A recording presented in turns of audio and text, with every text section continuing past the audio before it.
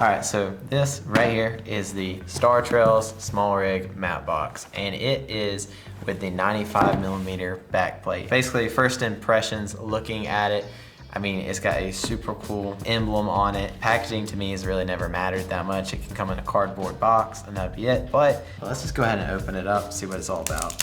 All right, so we got right here on the side, it says Small Rig, Big Dream. And then open it up. And it's like a hard case. I mean, it's not a hard case, it's a soft case, but it's like a hard shell in it. It's got like fabric on the outside. All right, we open it up. We got some adapters right here. These will go to your different lenses, whether you have like probably like a 58, 67. We got 95 to 82. A 95 to 77. Now it's going to be 95 on each one because the bore of the back plate is 95mm, like I was mentioning earlier. This is the variable neutral density filter tray kit, and we'll open that up in a little bit when we set it all up. We have the actual matte box itself. Let me look at it for a second before I give you the rundown. It's a little bit heavier than the matte box minis by Small Rig, which I have a couple of those and I really love those. It looks like it's carbon, but I don't know, it might be aluminum. I'm not sure. On the sides, I've seen some other videos where they got, like this is where like the tray can come in and it'll click. That's really cool. And then it's got a 95mm on the back plate. And then it's got this little mount right here that'll go on to like, I think 15mm rods. And then those rods, it can mount up under it to hold the matte box up so there's not too much weight. So inside, there you go. I've heard some complaints about the internal piece right here. Once you put the VND in, there's gonna be an issue with it like not being able to close. I really wanted to dive into my general first impressions about this matte box. I mean, this matte box is, from first impressions, it feels rigid like most things Small Rig. It's very, not very many parts to it, it seems like. It's like, I mean, it's like it's just a big open bore, and then we can put the plate into it. All right, so it comes in a little wrapper right here. This is the tray with the variable neutral density filter in it. There we go. And then we have the VND right here, the gear on top. Oh, that's cool. Yep, so if you click these little things right here, you can pop it out of the tray, which is really nice. Let's just go ahead and pull it out so you can see. And then it's hollow up underneath, and you can bring it in. I guess you just kind of get in the groove and kind of click these in. There we go. So then once you get them in the groove, you can kind of get those gear pieces. Yeah, so it clicks in. So what you have is you have these two little like guards right here that you can click out, click in, and then you kind of spin it and it'll fall in place, and these will pop back over the top, or you just pull them back, and then when you pull them back, you can pop it out. So that's pretty cool to me. And it comes with right here some plastic on the front and the back, just so that you don't scuff it up in shipping, I'm sure. So you'll have to take those off. Just little plastic peels, you can peel them back. But I think it's a pretty sweet looking, and it's like, this is metal. I mean, it's not going anywhere. And then I really like that on top, you don't have to reach around and smudge it. So once we do that, let's see how it goes in right here. Okay, so you open these latches. When the back plate comes off, you can come in right in here. I feel like such a goober doing this, but it's kind of fun. All right, so you gotta have that little lever, this little knob right here on the right side pointing outwards. So yeah, I bought the Small Rig because it was supposed to be simple, and as complicated as it gets. I don't feel like I'm being treated very nicely by this thing. Back plate right here, and then you take your VND, slide it down into it, okay? So if you follow, have the back plate we took off, we took the other thing out, and then you have two grooves in there. Probably just gonna lean it, boom, not coming out. I don't have these pulled down. Then we're gonna take the front of the plate, and voila, now we're in. And now the neutral density, you can see that. I mean, that's pretty cool. So, why did I purchase this matte box over a multitude of other matte boxes that were online? Number one, the Tilta Mirage, I only saw that it could use one tray at a time, whereas this one right here is essentially unlimited. You can keep purchasing trays, and they keep hooking in magnetically. You can hop online to see that's pretty much unlimited, and you could keep throwing that in. And for me as a filmmaker, I really wanted to have more trays potentially in the future. The new Tilta Pro system hasn't released to the public yet, to my knowledge, and I was looking it up, and it seems to be very similar to the SmallRig, as in it can have different trays. That not being out on the market yet though, I have jobs coming up sooner than it's going to arrive, so I said I needed to go ahead and buy something. So that kind of leads talk about why did I not just use my Mattebox Minis, and let me show you that too. So why not use the Mattebox Minis that I already have? So I already own 2 of them, and why not run them on this 95mm lens? Because this is smooth bore and this is smooth bore, right? When it's fully open. And that's true. When I do that, what do we run into?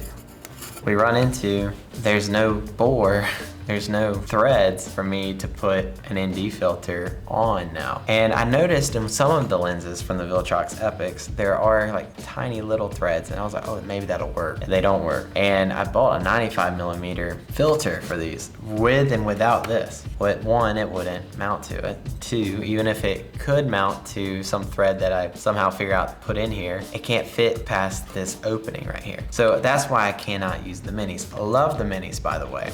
Now let's talk about SmallRig as a whole, like as a brand, the brand image, what my experience with them has been throughout my career. Now I've been in filmmaking for 6 years now, and I've been through different brands on things, and I've gotten to see some stuff. And what I've always liked about SmallRig is they are dependable, they are rigid, and their price point. And if I could compare this to a vehicle company, I would say they're like Toyota. And like there's some stuff on the market that cost a lot from that brand, but in most case scenarios, they're gonna be priced kind of in the middle and come with really good quality. They're durable. Toyota vehicles are very durable. They're very easy to fix. SmallRig, I feel like they put in their products a lot of parts that are not very easy to break, and if you break them, they're pretty easy to fix. That's from my experience though. Now, talking about why this ND filter and this variable ND filter is huge to me, let's talk a little bit about my background.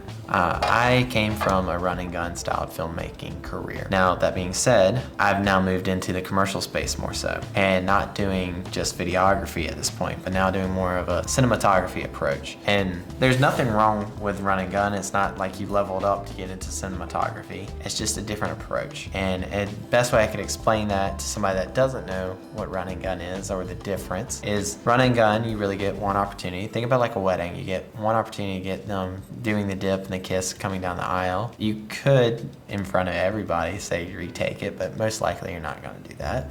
When it comes to interviews, you really only get that verite style. You're listening in, you might get the pitch a question, but it's very, very unscripted. And that is like hardcore run and gun. And now there's things that I appreciate about that, and we'll talk about it in a second, but cinematography is more so scenarios where you get more options to redo things. Now, I'm not saying like a talking head video. I'm saying like in a movie set, you could redo a scene. And a great reference I've heard is basically videography is taking the scene in front of you and trying to make it look the best. Cinematography is taking what's in front of you and trying to make it look the best for your camera and for what you're recording. So it's 2 different approaches to it, right? And that's where I kind of want to get into talking about how this fits into my career. It starts to make sense into my workflow because of its efficiency.